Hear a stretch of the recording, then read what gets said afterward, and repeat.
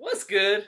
So I'm more excited for the Canelo Triple G rematch. I'm more excited for the undercard than I am for the actual fight. Now, don't get me wrong, I enjoyed the actual fight, and there's big hype behind it. It's the biggest fight of the year. I was talking to someone recently, and I was like, I haven't bought a fight this whole year. I haven't bought a pay per view. I don't think there's been that many big cards this year, and I'm not even sure there's been much pay per views. That is wrong. I do pay for a subscription for ESPN Plus, so I pay to watch Crawford Horn and Pacquiao Matisse. But a big card, a big pay per view, $60-$70 pay per view. I have not paid that this whole year. I did go to Sarongo Sai versus Gallo Estrada, so I have paid for a couple fights this year. But like I said, I haven't ordered a big pay per view this year. Canelo Triple G, the rematch. This will be the first and probably only pay per view that I will order this year, and I'm excited about it. Not for the main event, but for the undercard, guys. The undercard is stacked. So we got Lemieux versus Gary Spike O'Sullivan. This fight's got me pumped, man. You got the Irishman, the guy that can't back down. Yes, he's slow. Yes, he doesn't move his head, but he can crack. And he has balls. He's want to come forward.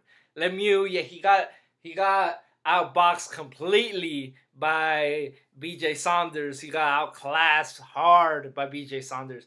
But these two guys, they're both flat-footed. They both could crack, and I think they're both willing to put themselves on the line, put their careers on the line in this fight.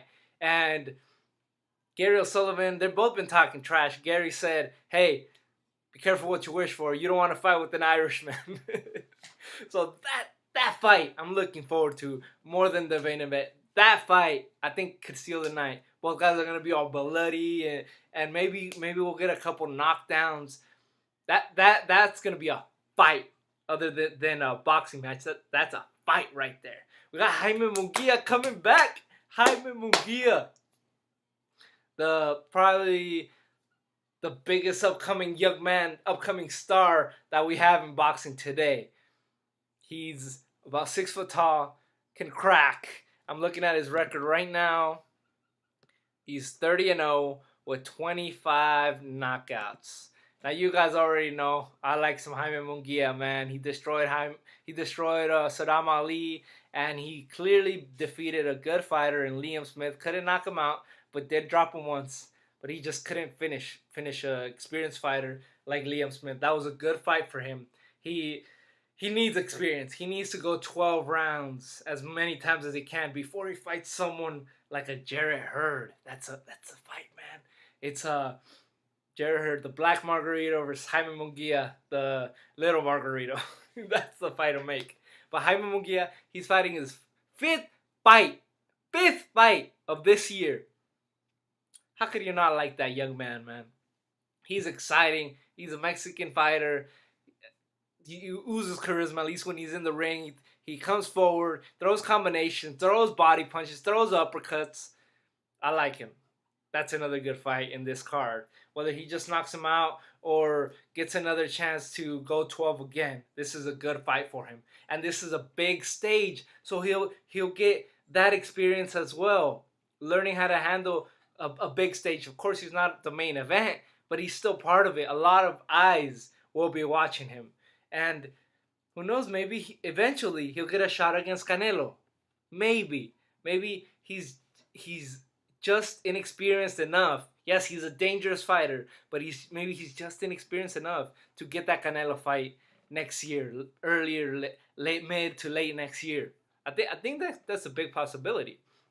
And then we got the comeback fight for Chocolatito, Moises Fuentes. Now, Fuentes is a very experienced fighter as well. He's been around forever. I feel like I was reading about him in the Ring magazine for like a decade. He's been around for a long time in those in those little guy divisions, strawweight, junior flyweight. He's been around for a long time, and Chocolatito hasn't fought since. That'll probably be a year. Yeah, it is. It's about a year, over a year since he's last fought.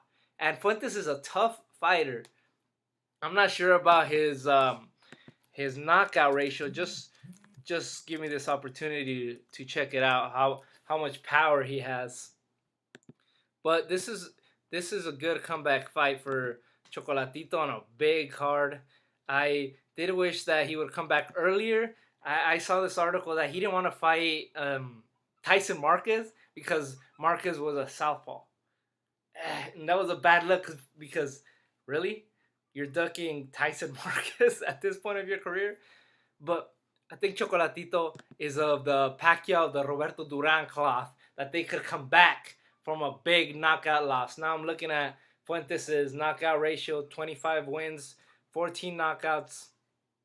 Not great. He does have some power, but he's not a knockout artist. It seems from his record. I haven't watched him fight a lot, but this card gets me pumped. You got Munguia's 5th fight this year, Chocolatito's return, and a good ass fight in Lemieux versus Spike. So I'll definitely be ordering this one. What do you guys think?